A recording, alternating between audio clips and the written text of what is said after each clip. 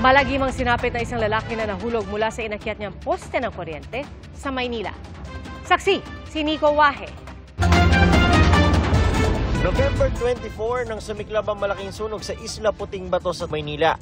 Umabot sa Task Force Charlie ang sunog na tumubok sa nasa 1,000 bahay. Mahigit 3 linggong lumipas, wala pa rin kuryente ang ilang taga Isla Puting Bato. Ito raw ang dahilan para akyatin ng 30 anyos na lalaking ito ang isang poste sa lugar madaling araw kanina.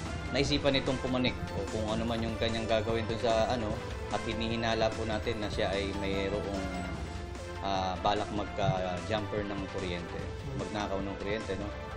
Nagulat na lang itong mga tao ron sa lugar na bigla ang siyang bumagsak. May nag-spark, parang pumutok, tapos nalaglag siya mula sa poste. Dead on arrival sa ospital ng lalaki.